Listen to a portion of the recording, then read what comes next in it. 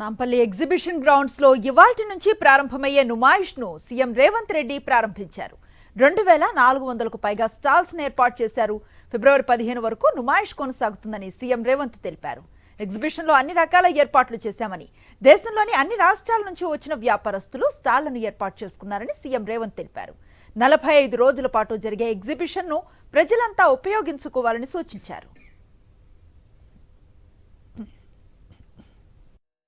గొప్ప ఆకాంక్షలతోటి ఏ విధంగా మొదటి అడుగు పడుతుందో అదేవిధంగా నాంపల్లి ఎగ్జిబిషన్ సొసైటీ ఈ నుమాయిష్ కార్యక్రమాన్ని కూడా జనవరి 1వ తారీఖు నాడు మొదలుపెట్టి దాదాపుగా 45 రోజులు ఈ కార్యక్రమాన్ని నిర్వహించడమే కాకుండా కశ్మీర్ నుంచి కన్యాకుమారి వరకు వివిధ రంగాలలో ముఖ్యంగా హస్తకళ నైపుణ్యము,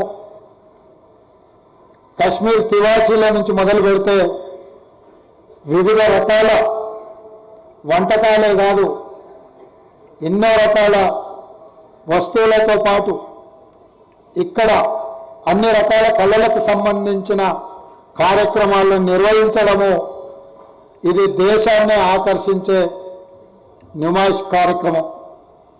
దేశంలో హైదరాబాద్ గురించి ఎవరు ఆలోచన చేసినా చార్మినార్ గుర్తొస్తుంది, ట్యాంక్ బండ్ గుర్తొస్తుంది, నాంపల్లి ఎగ్జిబిషన్ గుర్తొస్తుంది.